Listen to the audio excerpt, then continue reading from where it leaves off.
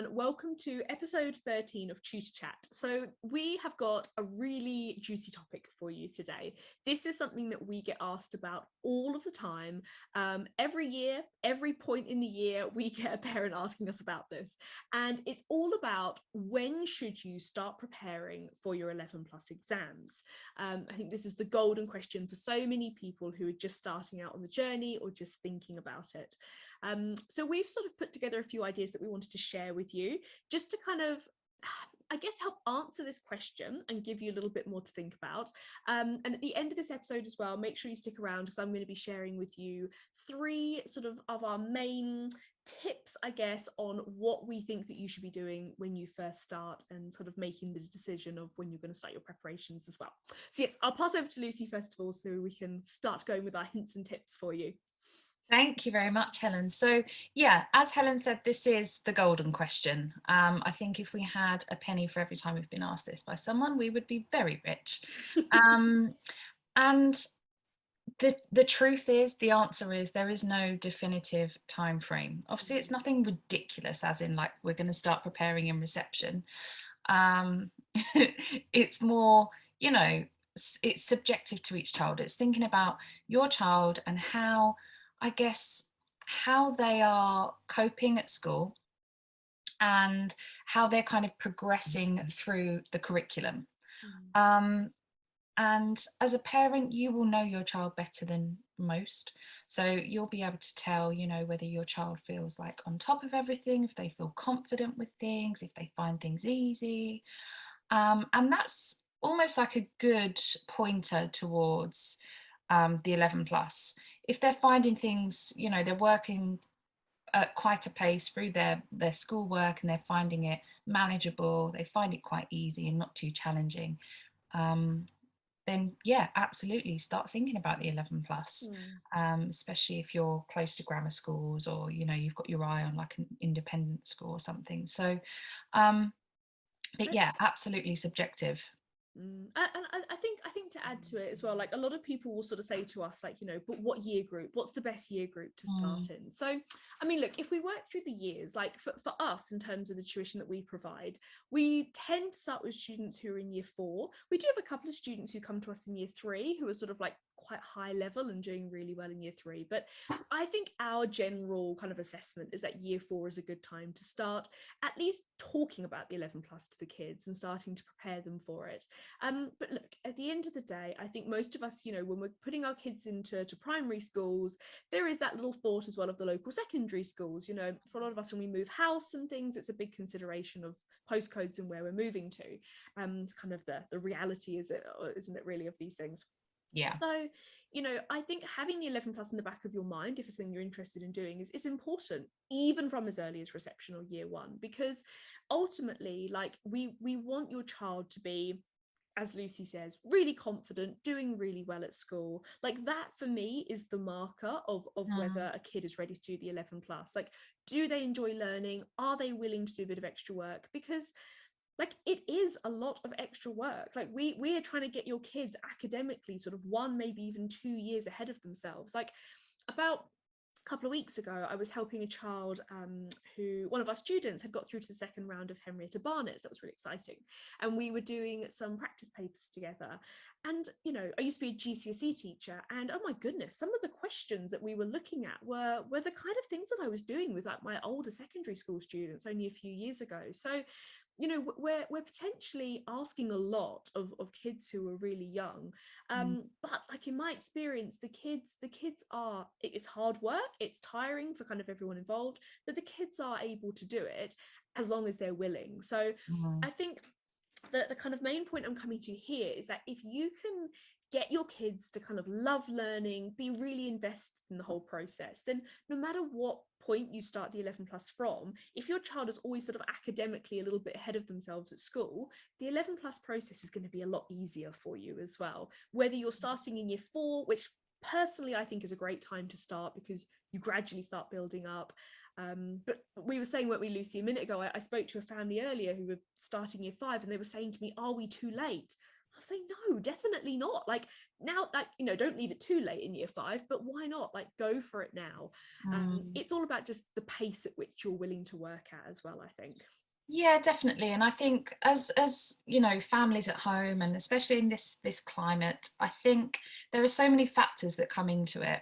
And obviously most people want to try and get help for at least one of the subjects. Like maths might be easier to cover at home, and parents feel more confident in being able to support their child with maths.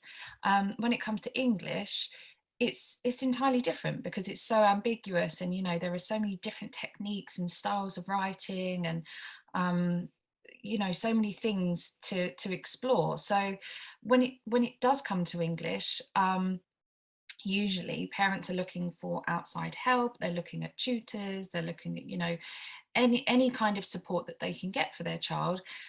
But if finances are holding them back, for example, and it's going to mean like a sacrificing of other hobbies or a sacrificing of something else, then maybe you can't actually start until year 5 rather than year 4.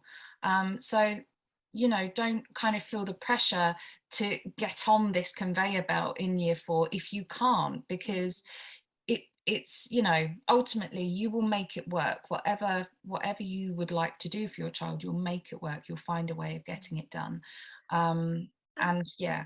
yeah, and I think as well that's a really interesting thing about the financial pressure. Like, I think that there are, I mean, look, I think this is something that was really important to us when we started 11 Plus English Club, was that, you know, Yeah. like, you know, hands on heart truth, this is our jobs. We've got bills to pay, we've got families, we have to earn an income. But it also had to be something that was accessible to people. You know, we wanted the club to be available to most people who wanted to come work with us. And of course there are other options of one-to-ones and things, but they're sort of a slightly different price range. But you know, I think it's this thing of like, don't almost have, try and avoid the magpie syndrome, you know, of all the shiny objects and thinking everything, like you need everything and you need to sign up to everything and you need to spend all this money. Because it's not always the case, you know, that, you know, spending all this money is going to guarantee you the results. And I think as well that there are so many fantastic free resources out there that you can use. Now, don't get me wrong, I'm not trying to put us out of business here and say go do all the free stuff, because at the end of the day, it's going to be really beneficial for you and your child to have some professional support, whether it's from us, whether it's from other tutors out there. Like, we still recommend doing it, but you know, you don't need to throw sort of every financial, you know, bit of spare income you have at these things. I think it's about being really selective and making sure that you're finding, I guess, courses or support or programs that are a really good fit for you guys, and that you're not just doing it because it feels like everybody else is doing it, or it's ticking a box that you feel like you should be ticking, but maybe your child's not getting much out of it. And we're really honest about this with families. You know, we say to families, like, some of the kids come along and they love the way that we teach, and it's, you know, very interactive, and we're in group classes and things. There's a lot of self-led work because we really try and promote the idea of independence. But for some families, that doesn't work, and that's fine. Like, and we are always happy to have those conversations with parents, because like ultimately we want the best for the kids. This isn't just about getting bums on seats in the classes. So yeah, try before you buy. Like, just look around at all the different options for you. Yeah, and I guess, you know, like you've just said, what works for someone else won't necessarily work for you. Yeah. So, and I think the 11 plus process is just shrouded in secrecy, isn't it? I mean, between parents, like they don't discuss it, they really don't. And it's not until, say, for example, after the exams, or you know, once the kids are finally going to grammar school, that the parents go, oh, they I never knew they were doing that, or you know. And I guess it's because it's competitive, and as humans, it's within our nature to be competitive. However, um, we don't necessarily like the aspect, you know, that aspect of the 11 plus, in the sense that people do feel slightly overwhelmed because they're like, you know, just what do we do? How do we do it? How long does it take? Yeah. Hence why we're here chatting to you guys and giving you this advice, Yeah. um, to sort And of shine the light on the whole process, and what you yeah, can do and how we can help. definitely. And I think as well, another thing, so I had another really interesting chat with a parent the other day, and we were talking about, again, like our program and how it works and how we support kids. And like, I was saying to them that obviously our number one aim is to help the kids pass their exams. Like, that's why we are the 11 plus English Club. But I think equally balanced with that though, it's got to be about the kids enjoying learning, enjoying English, but also 100%. having the skills that's not just going to help them pass the exam, but help them to thrive and do really well when they get to secondary school. Because, you Yeah. know, me and the mum were having a bit of a laugh, and we were saying how what her child had said to her, like they were practicing verbal and non-verbal, and the child was saying, like, you know, when am I ever going to need this in life? It's like, that's a hard question to answer. It is, when especially you're doing maybe a Sudoku puzzle or something, I'm not sure, in the future. But this is the thing, you know, it's like it's the way the exams are, that's not within our control. But I think for me and for you, Lucy, so I know we both agree on this, like as teachers, what is within our control is to help the kids start secondary school not just having passed their 11 plus, but actually being really good and really confident at English, and, you know, not struggling when they get there. And like, for example, a lot of the schools maybe just do comprehension and verbal reasoning and SPAG testing, but what about creative writing? Like, just because that's not in the 11 plus exam doesn't mean your child shouldn't be doing it. Like, when they go to secondary school, I talk about this a lot, 'cause again, I used to teach GCSEs. A huge part of GCSE English is writing and being able to express yourself. Like, I also used to do a bit of teaching for history and geography and lots of humanities subjects back in the day, and all of that is essay writing. It's Yeah. all kind of creative writing, being able to express yourself. So this is a big thing for us as well, is that whilst we, as it gets close to the exams, we do kind of fine tune and niche down depending on the type of exam your child's doing, we still want to teach them all of the English skills that they need, like Key Stage 2 and beyond. And I think everything that's happened with the CEM exams recently, Yes. obviously parents watching this, you know, you might have seen on social media, there's been a lot of stuff about CEM and how basically they are moving away from paper-based tests and to more of an online sort of system. What that means for schools who've used CEM isn't clear yet, because of course the schools get to choose what they do. So they might write their own tests, they might move to CEM, GL. Yeah, there's lots of different options out there, and a few parents have asked us about it, and we've sort of said, look, you know, for us, we're kind of in the same boat as you. We're waiting to see, we're waiting to hear back from schools and things, but kind of take a few steps back. Don't panic because they might be changing the exams. Like, this again is why we have this kind of core value of teaching English skills and building confidence, because if things do change, I mean, let's say even if your kids were, like, say the CEM thing had never happened, I would still be saying the same thing to you. Like, CSSE this year, they changed the mark scheme slightly for the creative writing, and I know a few sort of people were worried about that, and I said, but they're still testing the same skills, you know, they've just shuffled the mark scheme around a little bit. If anything, I think it's a good thing that they're maybe putting more marks into creative writing. And they have done that consistently, you know, they've every few years they've made certain tweaks in the exams to keep things, you know, they try and make them tutor proof. Yeah, they do. And I can understand it. I can understand it, because yes, they're testing the same skills, but you know, it would be so so monotonous and kind of, I guess, tricky on their part if they just set the same exam every single year. Like, it's not going to get the freshest, most advanced minds into the school. It's going to get the ones that have practiced for that format the most. So I can understand it. Yeah, so I think, you know, just to kind of wrap up what we've been saying today, like, ultimately, if we go back to the kind of question, when should you start preparing? There is no perfect time. Like, I think we kind of used the analogy earlier, a bit of like a marathon, you know, if you knew you were going to run a marathon, you wouldn't start training 2 days before it.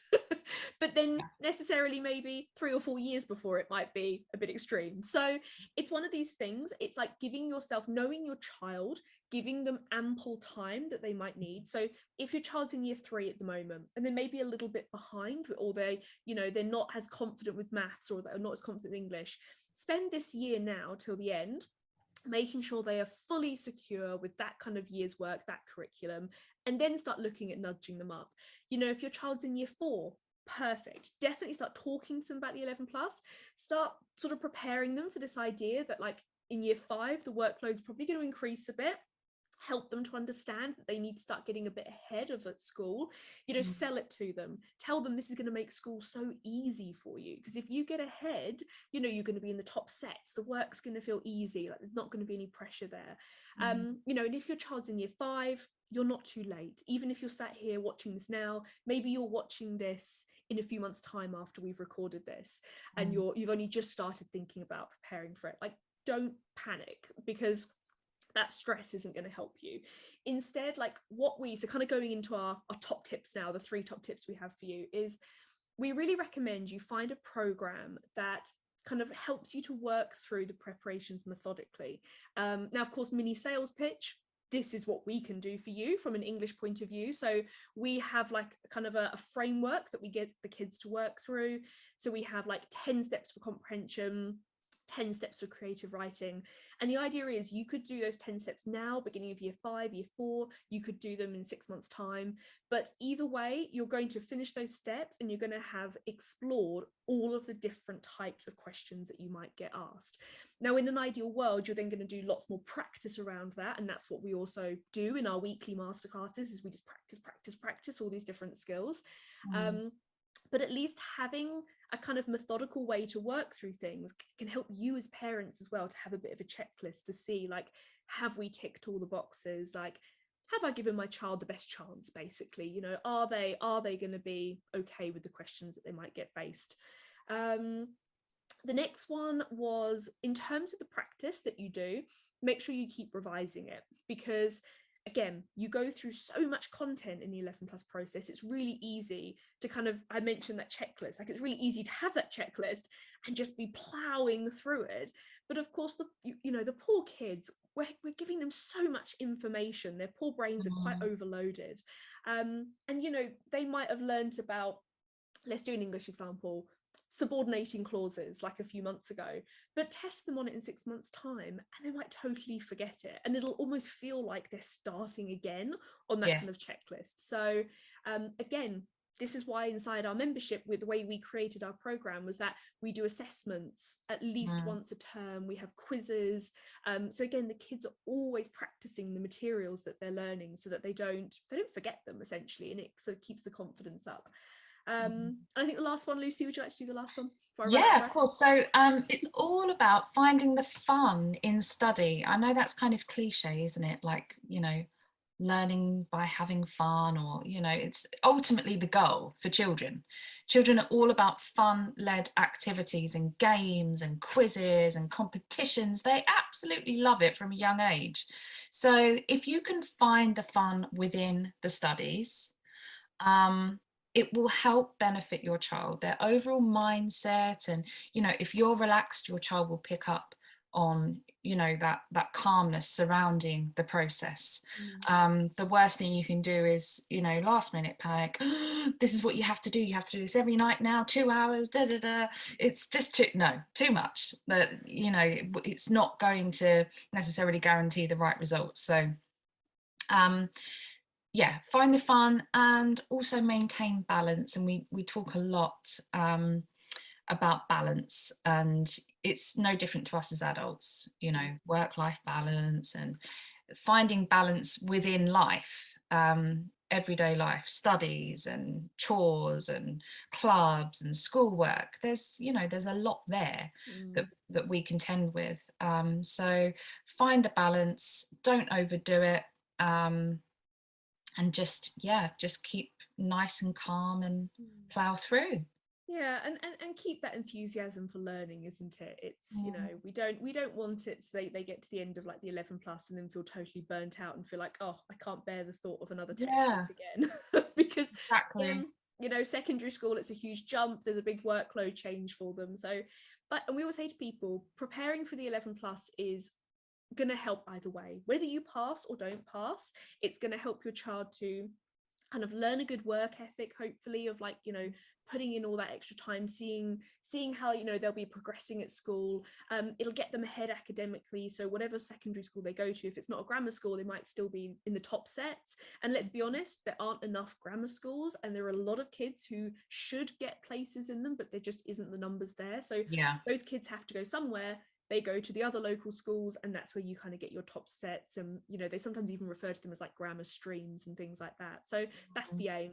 You know, we want the kids to be happy wherever they are, and we want them to be successful wherever they are. So yeah, I think that's a good note for us to end on today. But thank you so much for watching, guys. I hope you found this really helpful. If you do have any questions, so no matter what year or stage you're at with your 11 plus preparations, we are always happy to help you. As we mentioned, we've got programs and things that we run. We've got group classes that we run with lots of assessments and quizzes and activities and fun things for the kids. So we'd love to welcome your child to come and join us. And yes, otherwise, we will see you all very soon in our next episode. Bye.